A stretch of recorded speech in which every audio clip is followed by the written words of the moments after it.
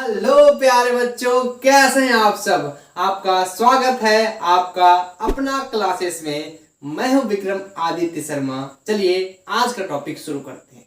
तो आज का टॉपिक हमारा जो है बहुत ही इंटरेस्टिंग है, खास है, क्योंकि हम आज संस्कृत ग्रामर का बहुत ही बेसिक और इम्पोर्टेंट टॉपिक पढ़ने वाले हैं, जिसका नाम है लकार। ये लकार जो है कहाँ काम आएगा, तो लकार जो है संस्कृत में अनुवाद बनाने में और धातुर बनाने में, पद लेखन में, अनुच्छेद लेखन में काम आने वाला है। ये जो वीडियो होने वाला है वो 10th का बोर्ड एग्जाम के लिए बहुत इंपॉर्टेंट है। चाहे आप बिहार बोर्ड से हो, यूपी बोर्ड से हैं, चाहे अन्य किसी बोर्ड से हो जहां संस्कृत होती है, आती है, पूछी जाती है। तो ये वीडियो सबके लिए इंपॉर्टेंट है, इसलिए वीडियो को पूरा देखिएगा। तो देर किस बात का है, चलिए शुरू करते हैं।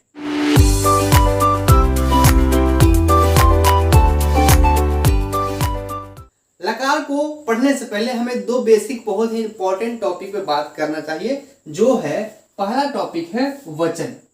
वचन आप नाम सुने होंगे या शायद पढ़े होंगे। तो एक बहुत ही बेसिक टॉपिक है, बहुत ही छोटा सा टॉपिक है, लेकिन बहुत इंपॉर्टेंट है। तो सबसे पहले हमें वचन समझना चाहिए, और उसके बाद एक और बेसिक टॉपिक है जो बहुत ही छोटा है लेकिन बहुत काम का है, और वो है पुरुष। वचन और पुरुष जो अच्छे तरीके से समझ जाता है, उसे लकार को समझने में कोई भी दिक्कत नहीं होता है। तो आइए बारी बारी से दोनों को समझते हैं।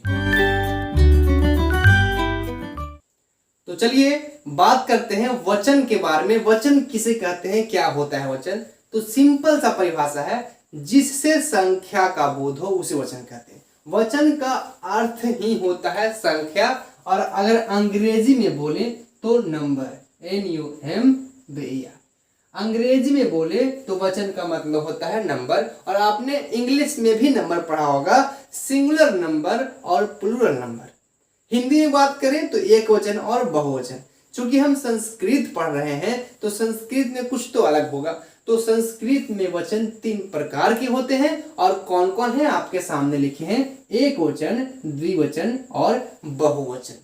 तो वचन संस्कृत में 3 प्रकार के होते हैं। आइए अब बारी बारी से समझ लेते हैं कि एक वचन किसे कहते हैं, द्विवचन किसे कहते हैं और बहुवचन किसे कहते हैं। तो देखिए इसके नाम में ही इसका अर्थ छुपा हुआ है। एक यानी कि सिर्फ और सिर्फ एक, और संख्या यानी वचन। तो जिसमें केवल एक संख्या का बोध हो उसे एक वचन कहेंगे। इसके नाम में ही इसका अर्थ छुपा हुआ है। जैसे एग्जाम्पल की बात करें, क्या हो सकता है? हो सकता है एक कलम, ल लिखा गया, कलम, एक कलम, एक कलम। तो ये जो मैंने एक कलम एग्जाम्पल लिखा है, इसके पढ़ने से पता चल रहा है कि एक संख्या का बोध हो रहा है, तो ये हो जाएगा एक वचन। इसी प्रकार से हम लिख सकते हैं मैं। अगर मैं बोलूं तो एक ही व्यक्ति का बोध होगा। अगर मैं लिख दूं वह, तो वह भी एक ही संख्या का बोध हो रहा है। तुम, एक ही संख्या का बोध हो रहा है। राम, एक ही संख्या का बोध हो रहा है। यानी कि केवल और केवल एक संख्या का बोध हो तो उसे एक वचन कहते हैं। अब बात करते हैं द्विवचन किसे कहते हैं। तो इसके नाम में भी इसका अर्थ छुपा है। द्वि मतलब होता है दो, केवल दो। तो और वचन मतलब संख्या। तो केवल 2 संख्याओं का बोध हो उसे कहते हैं द्विवचन। जैसे एग्जाम्पल क्या हो सकता है? एग्जाम्पल हो सकता है 2 लड़के, 2 लड़के, 2 लड़के। नाम से ही, पढ़ने से ही पता चल रहा है कि 2 संख्या का बोध हो रहा है। इसी प्रकार से मैं बोलूं वे दोनों, वे दोनों, तो यहां भी 2 संख्या का बोध हो रहा है। हम दोनों, यहां भी 2 संख्या का बोध हो रहा है। तुम दोनों, यहां भी 2 संख्या का बोध हो रहा है। तो इस प्रकार से हम इसका एग्जाम्पल दे सकते हैं। द्विवचन यानी कि केवल और केवल 2 संख्या का बोध होना चाहिए। आइए अब बात करते हैं कि बहुवचन किसे कहते हैं। तो देखिए इसमें भी इसके नाम में ही छुपा हुआ है इसका अर्थ। बहु मतलब बहुत। एक वो होती है बहू जो घर में ससुराल आती है, मतलब कि शादी के बाद आती है। तो वो जो बहू होती है वो बहू नहीं है यहाँ पे। बहु मतलब बहुत, और वचन मतलब संख्या। यानी कि ढेर सारा संख्या का बोध हो, बहुत सारा संख्या का बोध हो, तो उसे कहेंगे बहुवचन। जैसे इसका एग्जाम्पल क्या हो सकता है? इसका एग्जाम्पल हो सकता है हम लोग। हम लोग मतलब हम लोग मतलब ढेर सारे लोग। वे लोग बोलेंगे तो भी ढेर सारे लोगों का बोध होगा। तुम लोग भी बोलेंगे तो ढेर सारे लोगों का बोध होगा, नहीं होगा, बहुत सारे बोध होगा। अगर मैं बोलूं 4 कलमें, 4 कलमें, तो 4 कलमें भी हम देख रहे हैं कि 2 से अधिक ही संख्या का बोध हो रहा है, यानी कि बहुवचन में आएगा। इसका एग्जाम्पल, इसका परिभाषा क्या हो सकता है कि जिसमें 2 से अधिक संख्या का बोध हो उसे बहुवचन कहते हैं। 2 से अधिक मतलब बहुत में आ जाएगा। जैसे 4 कलमें, जैसे गायें, गायें, किताबें, तो ये सब सारे जो एग्जाम्पल हो क्या हो रहे हैं, ये सारे के सारे एग्जाम्पल बहुवचन में आ रहे हैं। अब बात करते हैं कि पुरुष किसे कहते हैं, क्योंकि ये भी बहुत इंपॉर्टेंट टॉपिक है। तो आइए अब समझते हैं पुरुष किसे कहते हैं। आइए अब बात करते हैं पुरुष किसे कहते हैं, क्या होता है। तो बहुत ही सिंपल सा इसका भी परिभाषा है। वक्ता, वक्ता यानी कि बोलने वाला, श्रोता यानी कि सुनने वाला। श्रोता का आप नाम सुने हो, श्रोतागण, ध्यान लगाकर सुनिए। तो श्रोता मतलब होता है सुनने वाला। तो वक्ता यानी कि बोलने वाला, श्रोता यानी कि सुनने वाला, और जिसके बारे में कहा जाए, इन तीनों को कहा जाता है पुरुष। क्या कहा जाता है? पुरुष। पुरुष का मतलब अगर हिंदी में देखें तो पुरुष मतलब पुरुष जाति का बोध हो, लेकिन ग्रामर के अनुसार अगर हम पढ़ते हैं तो पुरुष मतलब तीनों हो जाता है, या तो बोलने वाला हो, या तो सुनने वाला हो, या तो जिस चीज के बारे में, जिस व्यक्ति के बारे में बात किया जा रहा हो उसे पुरुष कहते हैं। अब संस्कृत की बात करें या हिंदी की बात करें या अंग्रेजी की बात करें, पुरुष 3 ही प्रकार के होते हैं, प्रथम पुरुष, मध्यम पुरुष और उत्तम पुरुष। अगर हम बात करें इंग्लिश की तो पुरुष को इंग्लिश में पर्सन कहा जाता है, PERSON, पर्सन। और आप पर्सन पढ़े हैं, आप पर्सन पढ़े हैं, फर्स्ट पर्सन, सेकंड पर्सन और थर्ड पर्सन। तो बस वही है, उसका हिंदी होता है प्रथम पुरुष, मध्यम पुरुष और उत्तम पुरुष। ठीक है। एक बात और इंपॉर्टेंट है, प्रथम पुरुष को अन्य पुरुष भी कहा जाता है, अन्य पुरुष भी कहा जाता है। ठीक है। एक बात बहुत इंपॉर्टेंट है कि प्रथम पुरुष नाम से तो लगता है प्रथम पुरुष, और लगता है कि इसका अंग्रेजी क्या होना चाहिए, इसका अंग्रेजी होना चाहिए फर्स्ट पर्सन, लेकिन ऐसा नहीं है। फर्स्ट पर्सन मतलब उत्तम पुरुष होता है, और थर्ड पर्सन मतलब होता है प्रथम पुरुष, जिसे अन्य पुरुष कहते हैं। तो आपको लगा कि प्रथम मतलब तो फर्स्ट होता है, जी हाँ होता तो है, पर यहाँ पर जो है उल्टा है। तो आप इसको प्रथम पुरुष या इसको जो है फर्स्ट पर्सन समझिए, और इसको थर्ड पर्सन, और जो बीच में है वो तो सेकंड पर्सन है ही, मध्यम पुरुष। आइए अब बारी बारी से तीनों को परिभाषित करते हैं, परिभाषा समझते हैं। तो प्रथम पुरुष किसे कहेंगे? तो प्रथम पुरुष उसे कहेंगे जिसके बारे में कहा जाता है, जिसके बारे में कहा जाए उसे प्रथम पुरुष कहते हैं, इसे अन्य पुरुष भी कहा जाता है। जैसे एग्जाम्पल के लिए मान लीजिए, मैं एक एग्जाम्पल लेता हूं कि मैं बात कर रहा हूं राम के बारे में। आज राम स्कूल नहीं आया था क्योंकि वह आज अपने मामा के घर गया है। तो यहाँ पर किसके बारे में बात हो रहा है? राम के बारे में। तो ये राम जो है तीसरा व्यक्ति हो गया। अगर मैं बात कर रहा हूँ आपसे, या कोई बंदा है उससे बात कर रहा हूँ, तो हम दोनों के बीच में कन्वर्सेशन हो रहा है, बातचीत हो रहा है, लेकिन किसके बारे में हो रहा है? राम के बारे में हो रहा है। तो राम जो है वो प्रथम पुरुष या अन्य पुरुष का एग्जाम्पल हो जाएगा। तो यहाँ मैं लिख सकता हूँ राम। जैसे मान लो हम बात करते हैं उसके बारे में, आज वह जो है स्कूल नहीं आया, वो आज वह जो है अपने घर गया है, तो वह के बारे में बात हो रहा है, यानी कि वह भी जो है प्रथम पुरुष का एग्जाम्पल हो जाएगा। नहीं, जैसे मान लीजिए मुझे इसके बारे में बात करना है, मार्कर के बारे में, कलम के बारे में बात करना है, यह कलम काला है या यह कलम नीला है, तो हम यहाँ पर कलम भी एग्जाम्पल लिखेंगे, तो क्या हो जाएगा? ये भी एक पुरुष हो जाएगा। यानी कि कौन सा पुरुष होगा? प्रथम पुरुष या अन्य पुरुष हो जाएगा।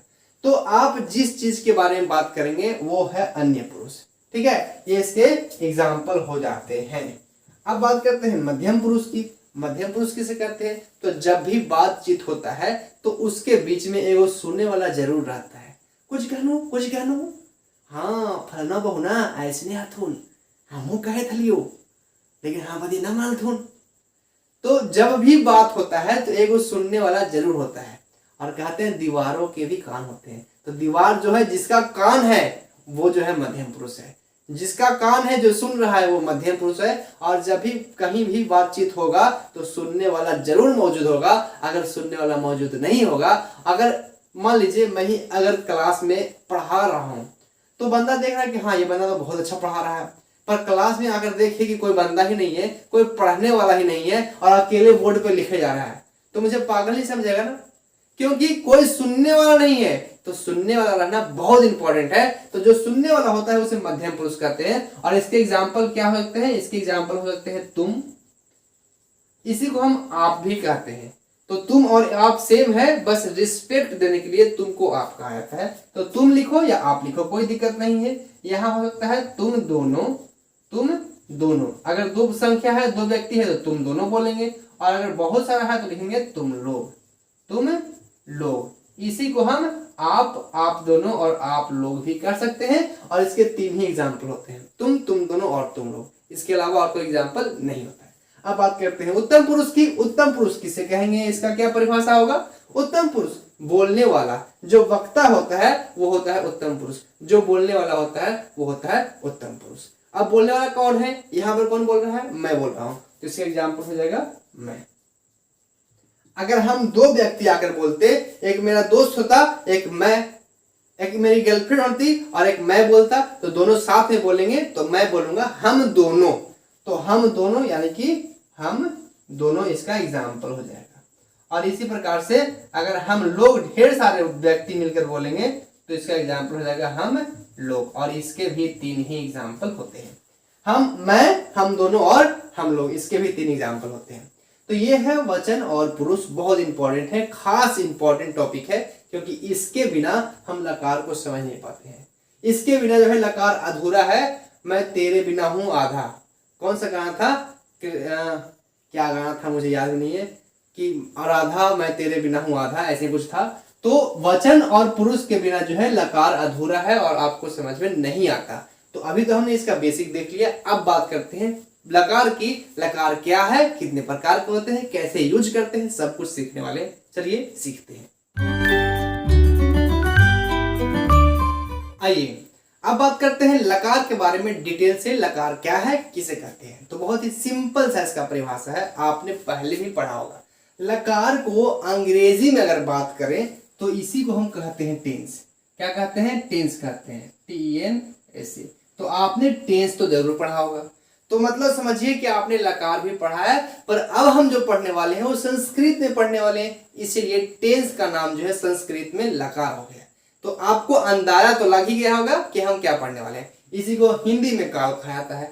तो लकार यानी कि काल का परिभाषा क्या है? कि जिससे समय का बोध होता है, जिससे टाइम का बोध होता है, उसे कहते हैं लकार। यानी उसे हम काल कहते हैं, लकार कहते हैं, जो भी कहना है आप कर सकते हैं। ठीक है, तो ये है लकार का परिभाषा। जिससे समय का बोध हो उसे लकार कहते हैं। अब बात करते हैं कि जैसे कि अंग्रेजी में टेंस 3 प्रकार के होते हैं, प्रेजेंट टेंस, पास्ट टेंस और फ्यूचर टेंस। अगर हिंदी की बात करें तो काल कितने होते हैं? 3 होते हैं, वर्तमान काल, भूतकाल और भविष्यत काल। लेकिन अगर संस्कृत की बात करें तो इसमें काल कितने होते हैं, यानी कि इसमें लकार कितने होते हैं? तो इसमें 3 लकार नहीं होते हैं। इसमें टोटल यानी कि कुल 10 लकार होते हैं। कितने होते हैं? 10।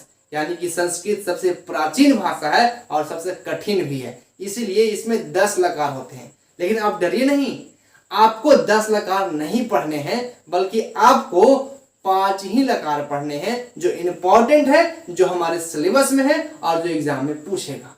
सिर्फ 5 लकार। तो आइए देखते हैं वो कौन से 5 लकार हैं जिन्हें हमें पढ़ना है। आइए समझते हैं। तो पहले तो मैंने यहाँ मेन पॉइंट लिखा है कि संस्कृत में मुख्यतः 5 लकार होते हैं। 5 लकार मुख्य हैं, इंपॉर्टेंट हैं। लेकिन अगर पूछे कुल लकारों की संख्या संस्कृत में कितनी होती है, तो 10 होती है, ये याद रखिएगा। आइए देखते हैं कौन कौन से ऐसे मुख्य 5 लकार हैं। तो पहला है लट लकार। लट लकार को अगर हिंदी में कहें तो कहते हैं वर्तमान काल। वर्तमान काल, और आपने वर्तमान काल तो पढ़ा ही होगा, तो आपको समझ में आ गया। लिट लकार, लिट लकार को हिंदी में कहें तो कहते हैं भविष्यत काल। भविष्य नहीं कहते हैं, बल्कि भविष्यत काल कहते हैं। तो लिट लकार यानी कि इसका हिंदी अर्थ होगा भविष्यत काल। तीसरा नंबर है लंग लकार। लंग लकार को अगर हिंदी में करें तो भूतकाल कहते हैं, भूतकाल, और इसको संस्कृत में लंग लकार पढ़ते हैं। अब बात करते हैं लोट लकार, चौथा नंबर लकार। तो लोट लकार को अगर हिंदी करें तो होगा आज्ञा या आदेशवाचक।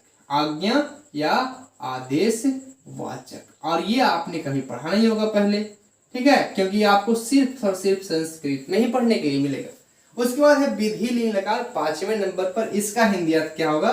तो इसका हिंदी अर्थ होता है चाहिए अर्थ, चाहिए अर्थ। यानी कि जहां पे हिंदी वाक्य के अंत में चाहिए लगा हो वहां पे हम विधि लिंग लकार का यूज करते हैं। तो ये 5 लकार हैं, सबका हिंदी मैंने आपको बताया। अब बारी बारी से हम डिटेल से सभी को पढ़ने वाले हैं। तो सबसे पहला नंबर जो लकार है वो लट लकार है। एक बात मैं आपको बता दूं कि लट लकार को पहले नंबर रखा है, लिट लकार को दूसरे नंबर रखा है। तो नंबर में कोई प्रॉब्लम नहीं है, आप चाहें तो इसको पहले लिख सकते हैं, इसको लास्ट लिख सकते हैं, लास्ट को सेकंड लिख सकते हैं, कोई दिक्कत नहीं है। नंबर से मतलब नहीं है, बल्कि आपको सभी को पढ़ना है, चाहे पहले पढ़िए या बाद में पढ़िए। तो आइए अब हम समझते हैं सबसे पहला नंबर लकार, जिसका नाम है लट लकार। आइए अब हम समझते हैं लट लकार यानी कि वर्तमान काल। तो लट लकार वर्तमान काल क्या होता है, किसे कहते हैं, पहले इसका परिभाषा हम समझ लेते हैं। तो लट लकार का परिभाषा क्या हो सकता है? जो परिभाषा वर्तमान काल का होता है वही तो हो सकता है। यानी कि लट लकार यानी वर्तमान काल, तो जिससे वर्तमान समय का बोध हो, जिससे प्रेजेंट टाइम का बोध हो, उसे हम कहते हैं संस्कृत में लट लकार। जैसे कि वह खाता है, मैं पढ़ाता हूं, आप लोग पढ़ते हैं, आप लोग वीडियो देखते हैं, लेकिन वीडियो को लाइक नहीं करते हैं। तो वीडियो को लाइक किया करें, अगर लाइक करेंगे तो इससे मुझे उत्साह मिलेगा, मुझे पढ़ाने में मजा आएगा। तो आप वीडियो को जरूर लाइक कीजिएगा, चैनल को सब्सक्राइब जरूर कीजिएगा, क्योंकि आज से जो कंटेंट शुरू हुआ है एग्जाम तक चलेगा। एग्जाम में जितने भी संस्कृत से रिलेटेड कोई भी टॉपिक रहे, मैं आपको 100% अच्छे तरीके से पढ़ाऊंगा और बोर्ड एग्जाम में अच्छे से अच्छे नंबर लाने का, नंबर आपको दिलवाने का प्रयास करूंगा। तो चैनल को जरूर सब्सक्राइब कीजिएगा, और अच्छा लगे, अगर वीडियो 1% भी अच्छा लगता है तो प्लीज प्लीज प्लीज अपने दोस्तों को, अपने जो भी आपके साथ पढ़ रहे हैं उनको शेयर जरूर कीजिएगा। तो आइए अब बात करते हैं टॉपिक पे। तो लट लकार यानी वर्तमान काल, तो वही परिभाषा होगा जो परिभाषा वर्तमान काल का होता है, जिससे वर्तमान समय का बोध हो। इसका एग्जाम्पल क्या होता है? मैं जाता हूं, तुम खाते हो, आप लोग पढ़ते हैं, मैं पढ़ाता हूं। अब बात करते हैं लट लकार का सूत्र क्या होता है, क्योंकि सूत्र बहुत इंपॉर्टेंट है, क्योंकि सूत्र ही काम आएगा, और सूत्र जो है वही जो हम यूज करने वाले हैं अनुवाद में। सूत्र से ही सारा काम होता है। तो लट लकार का सूत्र बहुत इंपॉर्टेंट है, याद रखिएगा। तो आइए समझते हैं सूत्र क्या होता है। तो बहुत ही सिंपल सा सूत्र है, जैसे कि आप बचपन में खेले होंगे वही खेल खेलना है। यहाँ पे है सूत्र क्या होता है। सूत्र देखिए होता है ती, प्रथम पुरुष एक वचन। देखिए ये जो कॉलम हमने बनाया है, प्रथम पुरुष एक वचन, द्विवचन, बहुवचन, प्रथम पुरुष, मध्यम पुरुष और उत्तम पुरुष का, यही तो हम अभी आपको पढ़ाए थे नहीं पढ़ाए थे? यही तो पढ़ाए थे कि वचन 3 प्रकार के होते हैं, पुरुष 3 प्रकार के होते हैं। और ये जो वचन पुरुष मैं पढ़ा रहा हूँ आपको यूज होने वाला है, कहाँ यूज हो रहा है? यहाँ कॉलम बनाने में रहेगा। अभी और जब हम सेंटेंस बनाएंगे, अनुवाद बनाएंगे, तो बहुत इंपॉर्टेंट रोल निभाएगा ये वचन और पुरुष। तो ध्यान से देखिए, ठीक है। तो प्रथम पुरुष एक वचन में सूत्र क्या होता है? ती होता है। इसी प्रकार से प्रथम पुरुष द्विवचन में सूत्र क्या होगा? तो यहाँ हो जाएगा ता। और प्रथम पुरुष बहुवचन में सूत्र क्या होगा? तो यहाँ हो जाएगा अंति। इस प्रकार से आप अगर कहीं किसी बुक में देखे होंगे या देखेंगे तो कहीं कहीं अंति ऐसे भी लिखा होता है। आ जो है इसका इस्तेमाल किया होता है और अंति ऐसे लिखा होता है। तो मैं आपको पहले ही बता दूं बिना कंफ्यूजन के, ऐसे ही लिखते हैं अंति, लेकिन ये जो आ है इसका इस्तेमाल कहीं भी नहीं होता है। आ का इस्तेमाल नहीं होता है। इस्तेमाल जो है सिर्फ आधा ना और ती का होता है। तो अगर आप इस्तेमाल नहीं करेंगे तो आप कंफ्यूज हो जाएंगे कि ये आ जो है गया तो गया कहाँ। तो बिल्कुल कंफ्यूज नहीं होना है। इसलिए कंफ्यूजन से बचने के लिए मैंने आ को गोली मार दिया और यहाँ सीधा हटा दिया। न रहेगा बांस न बजेगी बांसुरिया। मतलब आ का जब इस्तेमाल होना ही नहीं है तो फिर क्यों फालतू में रखें और कंफ्यूजन पैदा करने के लिए। तो आप ये समझिए ती तह अंति। उसी प्रकार से अगर मध्यम पुरुष की बात करें तो सूत्र होता है सी, यहाँ हो जाएगा था और यहाँ हो जाएगा था। देखिए यहाँ पर विसर्ग दिया है मैंने और यहाँ विसर्ग नहीं है, इस बात का आप ध्यान दीजिएगा। उत्तम पुरुष की बात करें को क्या होगा सूत्र? आमी, यहाँ हो जाएगा आमह, सॉरी आवह, और यहाँ हो जाएगा आमह। तो ये होता है लट लकार का सूत्र। एक बार पढ़ लेते हैं क्या लिखा मैंने।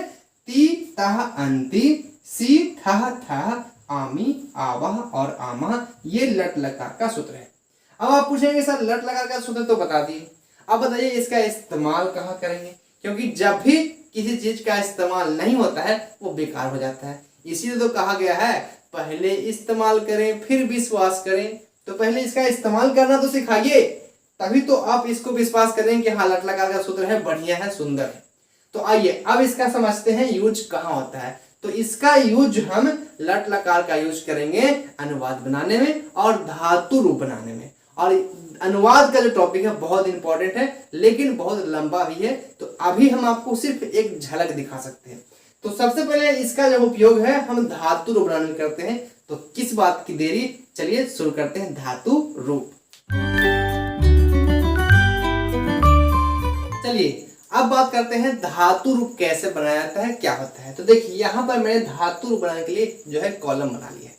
धातु रूप बनाने वाले है पठ धातु का। पठ मतलब होता है पढ़ना, यह एक क्रिया है, धातु है और इसका धातु रूप बनाने वाले हैं। आइए बहुत ही सिंपल स्टेप में, सिंपल से 2 स्टेप में मैं आपको इसको बनाना सिखाऊंगा। तो सबसे पहले तो आपको कॉलम बनाकर तैयार हो जाना चाहिए। जैसा कि मैंने यहाँ पे कॉलम बनाया था एक वचन, द्विवचन, बहुवचन, प्रथम पुरुष, मध्यम पुरुष और उत्तम पुरुष, सेम ऐसा ही कॉलम हम यहाँ बना लिए हैं। एक वचन, द्विवचन, बहुवचन, प्रथम पुरुष को मैंने शॉर्ट कर दिया, प्र दे के 0 दे दिया, पू दे के 0 दे दिया, तो प्रथम पुरुष हो गया, मध्यम पुरुष और उत्तम पुरुष। तो सिंपल सा 2 स्टेप है किसी भी धातु का धातु बनाने के लिए। ये समझते हैं कौन सा ऐसे 2 सिंपल स्टेप है। तो पहला स्टेप ये कहता है कि जिस भी धातु का धातु रूप आप बनाना चाहते हैं उसे सारे कॉलम में फिल कर लीजिए, यानी सारे कॉलम में भर लीजिए। तो हमें अभी बनाना है किस धातु का धातु रूप, पठ धातु का धातु रूप बनाना है। तो सारे कॉलम में हम क्या करेंगे, पठ लिख करके फिल कर लेंगे, यानी कि भर लेंगे। बहुत ही सिंपल सा 2 स्टेप में आपको बताऊंगा और बहुत ही आसानी से, कोई भी दिमाग नहीं लगाना है, सिंपल से स्टेप में हम धातु रूप बनाना सीख लेंगे, चाहे किसी भी धातु का धातु रूप बनाना हो। तो हम सारे कॉलम में क्या लिख लिए, पठ लिख करके फिल कर लिए। ये हमारा पहला स्टेप जो है कंप्लीट हो गया है, इसमें कुछ करने की जरूरत नहीं है। आइए अब समझते हैं इसका सिंपल सा सेकंड स्टेप क्या होता है। तो सेकंड स्टेप भी आसान है जैसा कि पहला स्टेप आसान था। तो सेकंड स्टेप होता है सूत्र को इसके अंत में ऐड कर देना, जोड़ देना। कैसे जोड़ेंगे आइए समझते हैं। प्रथम पुरुष एक वचन में सूत्र क्या होता है, टी। तो सेम यही कंडीशन हम यहाँ फॉलो करेंगे। प्रथम पुरुष एक वचन में सूत्र क्या है, टी, तो अंत में हम टी ऐड कर देंगे और बनकर तैयार है। और इसीलिए मैं 2 कलर के मार्कर का इस्तेमाल किया है।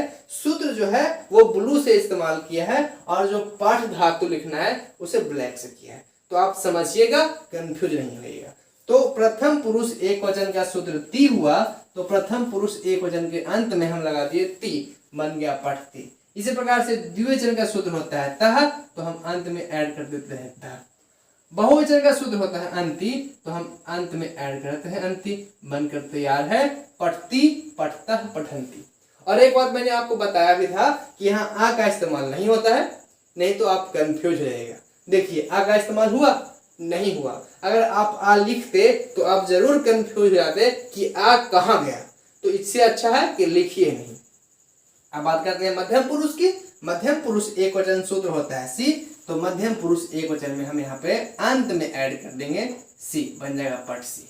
इस प्रकार से द्विवचन में करेंगे और बहुवचन में करेंगे, तो यहाँ हो जाएगा पठथा और यहाँ सिर्फ हो जाएगा पठत, विसर्ग नहीं लगाएंगे। उस प्रकार से उत्तम पुरुष की बात करते हैं। एक वचन में सूत्र है आमी, तो पठ में अगर हम आमी जोड़ते हैं तो हो जाएगा पठामी, पठ और आमी पठामी। इसी प्रकार से आवह है तो पठ और आवह पठावह हो जाएगा। आमह है तो पठ और आमह हो जाएगा पठामह, तो बनकर तैयार है। सिंपल से 2 स्टेप में हमने फॉलो किया है और धातु रूप बनाना सीख लिया। पहला स्टेप क्या था कि जिस भी धातु का धातु रूप बनाना है उसे सारे कॉलम में फिल कर लीजिए, मैंने कर दिया। सेकंड स्टेप क्या था, जो सूत्र होता है उसे लास्ट में ऐड कर दीजिए, वो भी कर दिया और ये बनकर तैयार है। किसे, इसको हम कैसे पढ़ेंगे, ऐसे पढ़ेंगे पठती, पठता, पठंती, पठसी, पठथा, पठत, पठामी, पठावा और पठामा। अब एक एग्जाम्पल और लिया है मैंने, एक धातु रूप हम और बनाने वाले हैं और अच्छे तरीके से समझने के लिए। तो पहला यहाँ पर मैंने लिख दिया है धातु रूप हस, हस मतलब होता है हंसना। हाँ, एक बहुत ही इंपॉर्टेंट जो है बात है कि यहाँ पर मैंने पठ मतलब पढ़ना लिखा है, तो ये जो ठ है इसके नीचे हलंत लगाया है। हलंत यानी कि एक छोटा सा लाइनिंग। लेकिन आप गौर से देखिए, जब हमने यहाँ पे धातु रूप बनाया है, यहाँ हलंत नहीं है, यानी कि यहाँ पे हम बनाते समय हलंत का इस्तेमाल नहीं करेंगे। लेकिन ऐसे अगर लिखते हैं पठ मतलब पढ़ना, तो हलंत का इस्तेमाल करेंगे। बहुत इंपॉर्टेंट और बहुत ही गहराई वाला बात है, तो इसको आप फॉलो कीजिएगा, ध्यान दीजिएगा। अब बात करते हैं हंस मतलब हंसना, धातु रूप कैसे बनाएंगे। तो इसका भी सिंपल 2 स्टेप है, वही स्टेप जो हमने यहाँ फॉलो किया है। तो यहाँ पे क्या करेंगे, सारे कॉलम में हम हंस लिख करके फिल कर लेंगे। हंस, यहाँ भी हो जाएगा हंस, यहाँ भी हो जाएगा हंस, यहाँ पर हो जाएगा हंस, फिर से एक बार हंस, और फिर से एक बार हंस। इतना बार मैं हंसने कह रहा हूं, लेकिन आप हंस नहीं रहे हैं। हंसिए, हंसने से हमारा सेहत बहुत ही अच्छा होता है, हमारा सेहत सही रहता है। तो एक बार जो है खिलखिला करके हंस दीजिए। कोई हंसती है तो चुड़ैल जैसे लगती है, तो ऐसे मत हंसना कि किसी को डरा दो, ठीक है। आराम से बढ़िया से हंसना। तो हंस हमने लिखकर सारे कॉलम में फिल कर लिया। अब बात करते हैं कि सूत्र क्या है। तो सूत्र तो यही है, तीता अंति, लास्ट में ऐड कर लेंगे। तो लास्ट में ऐड करेंगे तो क्या बनेगा, आइए देखते हैं। तो प्रथम पुरुष एकवचन में सूत्र होता है ती, प्रथम पुरुष एकवचन में हम अंत में ऐड कर देंगे ती, बन जाएगा हस्ती।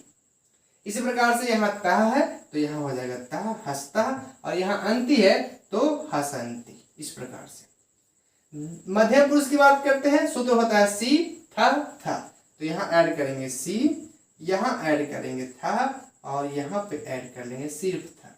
इसी प्रकार से उत्तम पुरुष की बात करते हैं, आमी, आवह और आम। आमी यानी कि हस और आमी, हसामी, हस और आवह, हसावह, और हस और आम, हसाम। तो ये बनकर तैयार है। इस प्रकार से हमने धातु रूप बनाना भी सीख लिया है। तो ये है पठ धातु का, ये है हस धातु का धातु रूप। कैसा लगा? तो इसी के साथ आपको होमवर्क भी दूंगा, मैं होमवर्क देता हूं। तो आपको होमवर्क देता हूं 2 धातु, जिसे आपको घर पर बनाना है, ट्राई करना है। चलिए देखते हैं आप कहां तक सीखे हैं, क्या कुछ बनाते हैं। तो गच्छ, गच्छ मतलब होता है जाना, और इसका आपको धातु रूप बनाना है अपनी कॉपी में घर से ही। एक और धातु देता हूं लिख, लिख मतलब होता है लिखना, और इसका भी आपको धातु रूप बनाना है घर से ही। तो इसको आप बनाइएगा, अगर बन जाए तो कमेंट बॉक्स में लिखेगा यस बन जाएगा, बन गया, और नहीं बने तो वीडियो को एक बार फिर से वापस देखिएगा। मुझे पूरा भरोसा है आपको समझ में 100% आया होगा, ठीक है। तो अगर 100% आया है तो इसी बात पे आप लाइक जरूर दे दीजिए। तो अब हम बात करने वाले हैं लिट लकार की, यानी कि भविष्यत काल की। कैसे इसका धातु रूप बनाया जाता है, क्या होता है इसका सूत्र, आइए समझते हैं। लेकिन इसके पहले कि मैं यहाँ पर कुछ भी मिटाऊं, इसके पहले आप इसका स्क्रीनशॉट लीजिए और अपनी कॉपी में नोट्स जरूर बनाइएगा।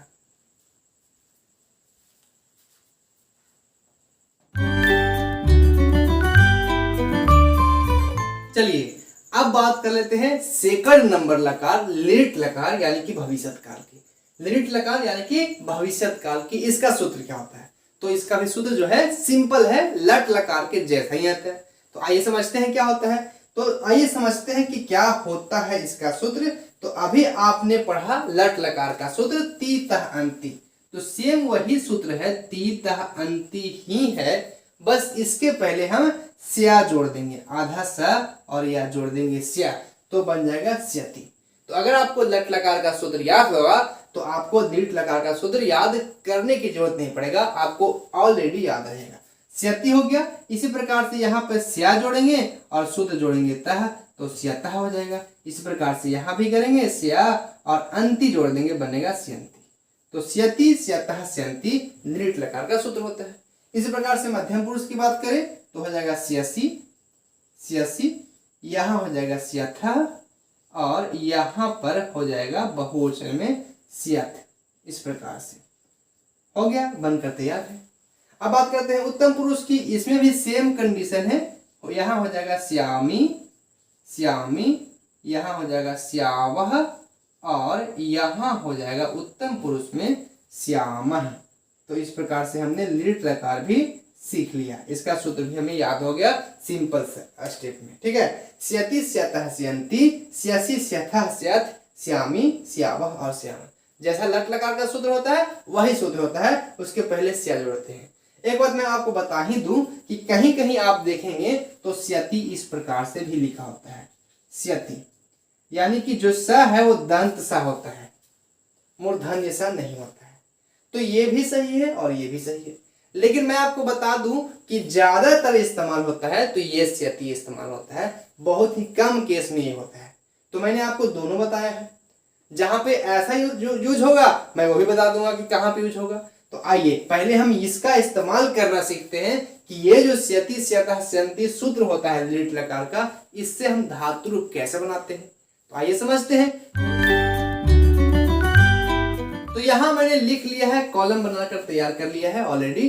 धातु रूप बनाना है, पढ़ धातु का धातु रूप बनाना है, लेकिन इस बार हमें दृढ़ लकार में बनाना है, भविष्यत काल में बनाना है, लट लकार में नहीं बनाना है। तो क्या है इसका सिंपल स्टेप, तो फिर से मैं बताऊंगा वही सिंपल स्टेप है जो हमने लट लकार में फॉलो किया था, बस इसमें एक स्टेप ज्यादा होता है, यानी कि उसमें 2 स्टेप था, इसमें सिंपल 3 स्टेप है। आइए समझते हैं कौन कौन स्टेप है। तो सबसे पहला स्टेप क्या था कि जिस भी धातु का धातु रूप आप बनाना चाहते हैं उसे सारे कॉलम में फिल कर लीजिए। तो आइए फिल करते हैं। तो पहला स्टेप जो है वही है स्टेप कि जिस भी धातु का धातु रूप बनाना चाहते हैं सारे कॉलम में फिल कीजिए। तो हम सारे कॉलम में पठ लिख करके फिल कर लेंगे, पठ पठ और यहाँ भी पठ, यानी कि पढ़ता ही जाना है। तो ये हमने कॉलम में लिख लिया पठ, मतलब कि हमने सिंपल तरीके से पहला स्टेप फॉलो कर लिया।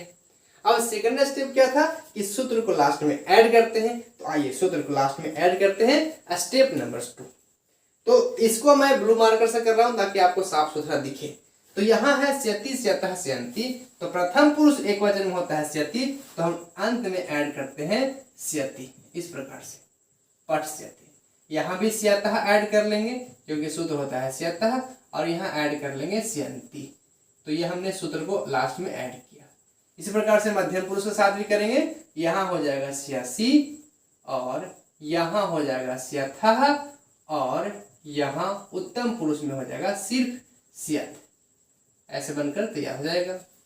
अब बात करते हैं उत्तम पुरुष की। यहाँ श्यामी श्यावः श्यामः ऐड कर लेंगे। तो यहाँ मैं लिखता हूं श्यामी, यहाँ लिख लेता हूं श्यावः और यहाँ उत्तम पुरुष में लिख लेता हूं मैं श्यामः, बनकर तैयार है। ठीक है, तो सेकंड स्टेप भी हमने कर लिया। अब बात करते हैं इसका एक्स्ट्रा स्टेप क्या है, तीसरा स्टेप क्या होता है। तो तीसरा स्टेप जो मैं बता रहा हूं एक्स्ट्रा स्टेप, वो केवल और केवल दृढ़ लकार का अपना स्टेप है, इसी में अप्लाई कीजिएगा और किसी में नहीं कीजिएगा, सबका अपना अपना नियम होता है। तो इसका स्टेप होता है 3 स्टेप, तो तीसरा स्टेप फॉलो करते हैं। क्या हो सकता है, तो तीसरा स्टेप होता है दृढ़ लकार का। स्पेशल किसके लिए है, दृढ़ लकार के लिए है कि सब में ई की मात्रा लगाया जाता है। जैसे पठ से आती है, इसमें ई की मात्रा लगा देंगे, बनेगा पठिष्यति। इसी प्रकार से यहाँ भी पठिष्यति करेंगे, पठिष्यतः, यहाँ भी ई की मात्रा लगाएंगे, पठिष्यन्ति। यहाँ भी करेंगे तो पठिष्यसि, पठिष्यथः, पठिष्यथ, पठिष्यामि, पठिष्यावः और पठिष्यामः। तो ये जो ई की मात्रा लगाने वाला जो नियम है वो केवल और केवल दृढ़ लकार में ही होता है।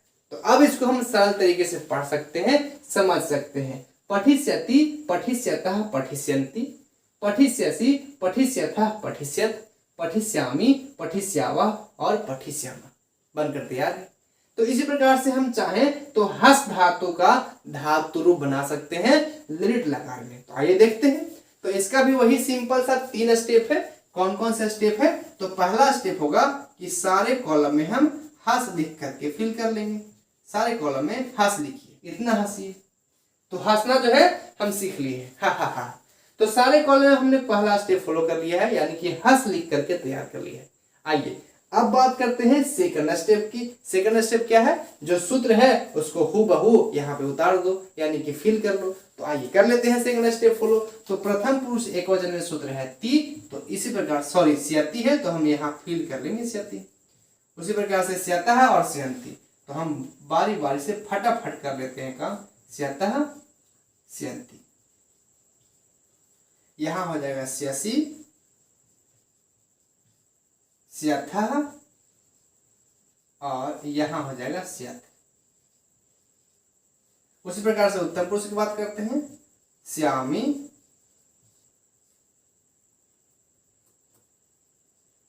श्यामी, श्यावः और श्याम। तो इस प्रकार से हमने सेकंड स्टेप भी फॉलो कर लिया है, शूद्र को लास्ट में ऐड कर दिया।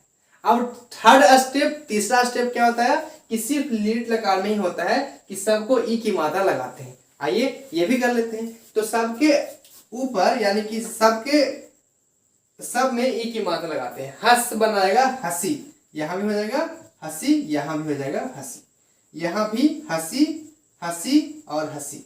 हसी तो फसी आपने सुना ही होगा, तो यहां पर हम लगा देंगे हसी, ठीक है। और इसको मतलब हम लगाए नहीं, हसी श्याम। तो इस प्रकार से हमने तीसरा स्टेप भी फॉलो कर लिया है। तो अब इसको हम पढ़ लेते हैं एक बार। क्या पढ़ेंगे?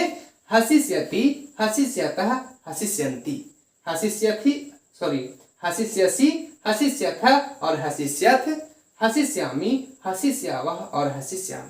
तो इस प्रकार से हमने धातु रूप बनाना सीख लिया। आइए अब हम बात करते हैं तीसरा नंबर लकार यानी कि लंग लकार का। तो देर किस बात का है? लंग लकार। आइए अब हम बात करते हैं तीसरा नंबर लकार का जिसका नाम है लंग लकार। लंग लकार यानी कि भूतकाल। तो भूतकाल किसे कहेंगे? इसका परिभाषा क्या होगा? सिंपल सा परिभाषा है, जिससे बीते हुए समय का बोध हो, जिससे भूतकाल का बोध हो, उसे हम संस्कृत में लंग लकार कहते हैं। ठीक है, इसका सूत्र क्या है? सूत्र इंपॉर्टेंट है, सूत्र ध्यान दीजिएगा। तो सूत्र क्या हो सकता है इसका? तो बहुत ही सिंपल सा सूत्र है। तो सूत्र है, ब्लू मार्कर से लिखता हूं, सूत्र होता है ता, ताम और न, ता, ताम, न। उसके बाद मध्यम पुरुष में सूत्र होता है अह, तम और यहां हो जाता है ता। इस प्रकार से यहां आ जाएगा अम, आव और आम, अम, आव और आम। ये है लंग लकार का सूत्र। त, तम, न, अह, तम, ता, अम, आव, आम। यहां पे हलंत होता है ता में, यहां पे हलंत नहीं होता है। ध्यान दीजिएगा, हलंत कहां है कहां नहीं है, इस बात को आपको ध्यान देना है, याद रखना है। यहां हलंत नहीं होता है। ठीक है, अब आगे बढ़ते हैं। तो ये है सूत्र। अब हम सूत्र का इस्तेमाल कैसे करेंगे, कैसे धातु बना लेंगे, इसको सीख लेते हैं। तो धातु बनाने के लिए हमने यहाँ पे कॉलम बनाकर तैयार कर लिए। पढ़ धातु मतलब पढ़ना, इसको हम धातु बनाएंगे, वो भी लंग लकार में, भूतकाल में। तो इसका भी सिंपल से 3 स्टेप है। इसमें भी 3 स्टेप होते हैं। कौन कौन से स्टेप है आइए समझते हैं। तो पहला स्टेप तो वही होगा कि जिस भी धातु का धातु बनाना है सारे कॉलम में फिल कर लो। तो आइए फिल कर लेते हैं। तो सारे कॉलम में हम क्या लिखेंगे? सारे कॉलम में हम लिखेंगे पठ धातु। तो सारे कॉलम में हम पठ लिख करके तैयार कर लेते हैं, पठ। तो हमने पहला स्टेप फॉलो कर लिया है, तैयार कर लिया है। अब बात करते हैं सेकंड स्टेप का। सेकंड स्टेप क्या है? तो सेकंड स्टेप होता है सूत्र को अंत में, लास्ट में ऐड करना। आइए कर लेते हैं। तो सेकंड स्टेप हम फॉलो कर लेते हैं, यानी सूत्र को लास्ट में ऐड करते हैं। प्रथम पुरुष एक वचन सूत्र होता है त, तो लास्ट में ऐड करेंगे त। इस प्रकार से ताम है, न है, तो यहां हम ऐड करेंगे ताम और बहुवचन में ऐड कर लेंगे न। हलंत जरूर दीजिएगा, ये इंपॉर्टेंट है। उसी प्रकार से मध्यम पुरुष में होता है अह, तम, त। तो आ का इस्तेमाल नहीं होता है, सिर्फ विसर्ग बच जाएगा जो हम यहाँ लगा देंगे। उसी प्रकार से यहाँ है तम, तो तम लिख देंगे, और यहाँ त है तो त ऐड कर लेंगे। उत्तम पुरुष की बात करें, अम, आव, आम। अम, आ का इस्तेमाल नहीं होता है, तो सिर्फ म लाया जाता है, इस प्रकार से। उस प्रकार से आव है तो आ का इस्तेमाल नहीं होता है, लेकिन आ की मात्रा आ जाता है, और म तो सॉरी वह हो जाता है। तो पठ और आव हो गया पठाव, यहाँ हो जाएगा पठाम। इस प्रकार से बनकर तैयार है। सेकंड स्टेप हमने फॉलो कर लिया है। अब बात करते हैं इसका थर्ड स्टेप क्या है, तीसरा स्टेप क्या है। तो तीसरा स्टेप होता है, इसी में होता है लंग लकार का अपना तीसरा स्टेप है, इसी में सिर्फ फॉलो करेंगे और किस में नहीं करेंगे। तो अभी हमने आपको क्या बताया कि लंग लकार यानी कि भूतकाल। तो जब भूतकाल है तो कोई ना कोई भूत तो आना चाहिए, तभी तो कहेंगे लंग लकार यानी भूतकाल है। तो इसमें एक भूत आता है, और वो भूत कौन है? भूत होता है आ, यानी कि सब के पहले हम आ लगा देंगे। भूतकाल में यानी लंग लकार में हम सबके पहले आ लगाते हैं, यानी कि एक भूत लगाते हैं। तो सबके पहले हम आ लगा लेंगे इस प्रकार से, आ और फिर से एक बार आ, बनकर तैयार है। चलिए तो इसको अब हम पढ़ लेते हैं, कैसे पढ़ेंगे, कैसे उच्चारण करेंगे। तो इस प्रकार से पढ़ेंगे, आ पठत, आ पठताम, आ पठन, आ पठा, आ पठतम, आ पठत, आ पठम, आ पठाओ और आ पठाम। तो इस प्रकार से लंग लकार में धातु रूप बनाया जाता है। अब हम उम्मीद करते हैं कि आपको धातु रूप अच्छे तरीके से समझ में आ रहा है, बनाने भी आ रहा है। तो अगर आप अभी तक चैनल को सब्सक्राइब नहीं किए हैं, बहुत बड़ा कंजूसी कर रहे हैं। इतना भी कंजूसी नहीं कीजिए, चैनल को सब्सक्राइब कीजिए, अपने दोस्तों को शेयर जरूर कीजिए। तो अब बात करते हैं कि क्या आप इसका धातु रूप खुद से बना सकते हैं? क्या हस का धातु रूप खुद से बना सकते हैं लंग लकार में? अगर जवाब है यस तो कमेंट बॉक्स में यस लिखिए और कॉपी में आपका होमवर्क है, इसको होमवर्क के रूप में लिखिए। तो हस धातु का धातु रूप आपको खुद से बनाना है लंग लकार में। तो इसी के साथ हम आगे बढ़ते हैं और अब हम देखते हैं लोट लकार यानी आदेशवाचक, आज्ञावाचक। आइए समझते हैं क्या है। आइए अब हम बात करते हैं लोट लकार यानी कि आदेशवाचक की। क्या होता है लोट लकार? तो वैसा लकार जिसमें आज्ञा दिया जाता है या आदेश दिया जाता है। आज्ञा देना हो या आदेश देना हो तो उसे हम लोट लकार में रखते हैं। और इसका परिभाषा इस प्रकार से दे सकते हैं कि वैसा लकार जिसमें आज्ञा दिया जाता है या आदेश दिया जाता है, आज्ञा मांगा जाता है या आदेश दिया जाता है, इस प्रकार से कह सकते हैं, उसे लोट लकार कहते हैं। परिभाषा तो हो गया। अब बात करते हैं सूत्र का। सूत्र क्या होता है? तो सूत्र भी सिंपल सा है। सूत्र होता है तू, ताम, अंतु, ही, तम, त, आनी, आव और आम। बिल्कुल लंग लकार यानी कि भूतकाल से मिलता जुलता सूत्र होता है। एक बात मैं आपको बता दूं, यहां मैंने पढ़ा था अंतु। क्या पढ़ा था?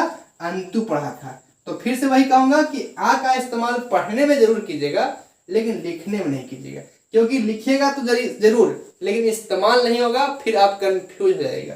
तो आ जो है इसको हटा ही दीजिए, सिर्फ पढ़िए अंतु। ठीक है, तो तू, तम, अंतु, ही, तम, ता, आनी, आव, आम। अब बात करते हैं कि इसका धातु रूप कैसे बनाएंगे। तो आइए समझते हैं धातु रूप। तो धातु रूप बनाने के लिए हमने यहाँ पे कॉलम बनाकर तैयार कर लिया है। और जैसा कि आपको पता है कि पहला स्टेप जो होता है वो सभी धातु मतलब जिस भी धातु का धातु रूप बनाना है उसे सारे कॉलम में फिल करना पड़ता है। तो मैंने ऑलरेडी पहले से कर दिया है। और एक बात और बता दूं कि लोट लकार का यानी आदेशवाचक के लिए केवल दो ही टिप्स होते हैं, केवल दो ही ट्रिक होते हैं। क्या कहते हैं? ट्रिक, स्टेप होते हैं, दो ही स्टेप होते हैं। और जिसमें पहला स्टेप हमने फॉलो कर लिया है। तो सेकंड स्टेप क्या होगा? सूत्र को अंत में लास्ट में ऐड करना। आइए कर लेते हैं। तो लास्ट में सूत्र को ऐड करते हैं। तो इस प्रकार से सूत्र ऐड होगा। प्रथम पुरुष एकवचन तू है तो लास्ट में हम ऐड कर देंगे तू, बन जाएगा पठतू। यहाँ ताम है तो ताम ऐड कर देंगे, बनेगा पठताम। और इस प्रकार से यहाँ अंतु है तो अंतु ऐड करेंगे, बन जाएगा पठंतु। इस प्रकार से मध्यम पुरुष एक वचन, ये एक ऐसा सूत्र है, ही एक ऐसा सूत्र है जिसका इस्तेमाल नहीं होता है। क्या करना है? नहीं होता है। तो हमें यहाँ पर कुछ भी नहीं करना है। कभी कुछ न करके देखो, तो यहाँ पे हमें कुछ भी नहीं करना है। तो ये पठ जो है उसी प्रकार से लिखे रहने दो। द्विवचन की बात करते हैं। तम है तो हम यहाँ लिख देंगे तम, और यहाँ है ता तो यहाँ ता कर देंगे। इसी प्रकार से आनी है तो पठ और आनी हो जाता है पठानी, पठाने। यहाँ आव है तो पठ और आव हो जाता है पठाव, और यहाँ हो जाएगा पठाम। तो इस प्रकार से बनकर तैयार है। इस प्रकार से हम क्या पढ़ेंगे इसको? इस प्रकार से पढ़ेंगे पठतु, पठताम, पठंतु, पठ, पठतम, पठत, पठानी, पठाव और पठाम। एक बात ध्यान दीजिएगा, ये बहुत इंपॉर्टेंट है। पठ मध्यम पुरुष एक वचन में लोट लकार का एक ऐसा सूत्र होता है ही जिसका इस्तेमाल नहीं होता है। और धातु रूप बनाने में इसको सिंपल पठ ही लिखा जाता है। अब कंफ्यूज करने के लिए क्वेश्चन क्या पूछता है वो देखिए। कंफ्यूज करने के लिए जानबूझकर क्वेश्चन पूछेगा कि बताइए पठ जो है वो कौन से लकार का रूप है।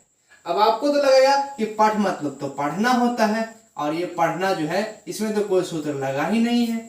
न ती लगल है, न ता लगल है, न स्यति लगल है, न कुछ तो सूत्र लगा ही नहीं है। तो इसका मतलब कौन सा लकार होगा? लेकिन आप गलत हैं।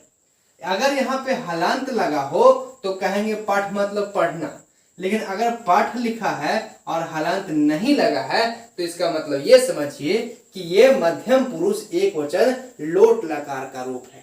मध्यम पुरुष एकवचन लोट लकार का रूप है और ये जो है लोट लकार में आएगा। तो ये बहुत ही इंपॉर्टेंट है, ध्यान देने वाला है। अगर हलांत लगा है तो मतलब धातु है, अगर हलांत नहीं लगा है तो धातु रूप है। ठीक है, ये इस बात को ध्यान दीजिएगा। तो इसी के साथ आगे बढ़ते हैं और अब हम सीखते हैं इसके जो लास्ट लकार है विधि लिंग लकार। यहाँ है विधि लिंग लकार, और ये भी आप देख लीजिए कि ये जो है हस्त धातु, ये आपका होमवर्क है, बनाइएगा जरूर। आइए अब हम बात करते हैं लास्ट नंबर लकार विधि लिंग लकार का, जिसका अर्थ होता है चाहिए अर्थ। इसका परिभाषा क्या होता है कि वैसा लकार जिसमें चाहिए अर्थ का बोध हो, यानी कि जिसके अंत में, जिसके सेंटेंस के अंत में चाहिए लगाओ। जैसे मुझे जाना चाहिए, तुम्हें खाना चाहिए, उसे आना चाहिए, उसे कहते हैं विधि लिंग लकार का सेंटेंस, विधि लिंग लकार। और इसी के साथ मैं थोड़ा सा बता ही दूं, लोट लकार का नहीं बताया था कि इसका क्या होता है, आदेश देने का या लेने का बोध हो। जैसे तुम घर जाओ, आदेश दे रहे हैं, मैं अंदर आऊं, आदेश ले रहे हैं, आज्ञा मांग रहे हैं, तो इसको हम कहते हैं लोट लकार। तो अभी हम पढ़ रहे हैं विधि लिंग लकार, वैसा लकार जिसमें चाहिए अर्थ का बोध होता है। जैसे मुझे खाना चाहिए, उसे जाना चाहिए, तुम्हें पढ़ना चाहिए। अब बात करते हैं सूत्र का। सूत्र क्या होता है, तो सूत्र बहुत ही सिंपल है। इसका भी सूत्र आपको लंग लकार से और लोट लकार से मिलता जुलता रहेगा। एत, एताम, एयु, एत, एतम, एत, एयम, एव और एम, इसका सूत्र होता है एत, एताम, एयु, ए, एतम, एत, एयम, एव और एम। ये जो है सूत्र है, याद करना बहुत इंपॉर्टेंट। आइए अब बात करते हैं कि इसका धातु रूप कैसे बनाएंगे। तो धातु रूप बनाने के लिए हम यहाँ पर कॉलम बनाकर तैयार कर लिए हैं। आपको जैसा कि पता है, पहला स्टेप होता है कि सारे कॉलम में जिस भी धातु का धातु रूप बना रहे हैं उसे फिल कर लीजिए। तो हमने पहले से ही ऑलरेडी फिल कर लिया। इसका भी सिंपल 2 स्टेप होता है। पहला स्टेप जो हमने कर लिया है, सेकंड स्टेप होता है सूत्र को लास्ट में ऐड करना। आइए ऐड करते हैं और देखते हैं कैसे ऐड होता है। तो बहुत ही सिंपल सा तरीका है इसका। तो देखिए, प्रथम पुरुष एक वचन में सूत्र है एत, तो ए की जो मात्रा है वो चला जाता है ऊपर, जो ता बच गया वो लास्ट में ऐड हो जाता है। तो पठ और एत बन गया पठेत। उसी प्रकार से एताम है, ए की मात्रा चला गया ऊपर, बाकी सिर्फ ताम यहाँ पर लिख देंगे, एताम। यहाँ पर एयु है, ए की मात्रा ऊपर गया, बाकी यहाँ युह लग जाएगा, बन जाएगा पठेयुह। इस प्रकार से मध्यम पुरुष की बात करते हैं, ए है तो ए की मात्रा ऊपर, विसर्ग जो है हम बगल में लगा देंगे। एतम है, ए की मात्रा ऊपर, बाकी तम यहाँ पे ऐड कर लेंगे। और इसी प्रकार से यहाँ एत है तो ए की मात्रा ऊपर जाएगा, ता जो है बगल में ऐड कर लेंगे। अब बात करते हैं उत्तम पुरुष की, एयम, एव, एम, ए की मात्रा ऊपर चला गया, बच गया या और मैं, यम, यम है हम। इस प्रकार से एव है, ए की मात्रा ऊपर और वह, और यहाँ पे ए की मात्रा ऊपर और न, बनकर तैयार है। तो इसको हम क्या पढ़ेंगे, इस प्रकार से पढ़ेंगे, पठेत, पठेताम, पठेयुह, पठे, पठेतम, पठेत, पठेयम, पठेव और पठेत। तो इस प्रकार से हमने 5 लकारों का धातु रूप बनाना सीख लिया है, एक ही वीडियो में, 1 शॉर्ट वीडियो में। तो वीडियो भले ही थोड़ा लंबा बना होगा, पर आपको सही जानकारी दिया है और बहुत ही आसान तरीके से समझाया है। तो आई होप आपको समझ में जरूर आया होगा। अगर वीडियो पसंद आया हो तो अभी तक लाइक नहीं किया है, कैसा इंसान हो यार, अब तो कर दो प्लीज। तो वीडियो लाइक कर दो, चैनल को सब्सक्राइब नहीं किए हो जरूर करना सब्सक्राइब, अपने दोस्तों को शेयर जरूर करना।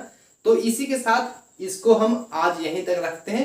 नेक्स्ट वीडियो में हम इसका अनुवाद भी बनाना सीखेंगे। आपका होमवर्क भी है, ये आपका होमवर्क है, इसको आपको बनाकर लाना है विधि लिंग लकार। यानी कि आपको 2-3 होमवर्क मिला है, उसको फॉलो करना है। अगर चैनल को सब्सक्राइब नहीं किया कर लो सब्सक्राइब। इसका नोट्स भी बहुत जल्द आप लेवल करवा दूंगा, और साथ ही साथ इस चैनल पर मैथ और साइंस दोनों का वीडियो भी आने वाला है। तो अगर 10th के विद्यार्थी हो, बोर्ड एग्जाम 2025 के लिए तैयारी कर रहे हो, तो अभी सब्सक्राइब कर लो। तो फिर मिलते हैं एक नए वीडियो में, एक नए जोश, एक नए एनर्जी के साथ। तब तक के लिए बाय बाय, जय हिंद।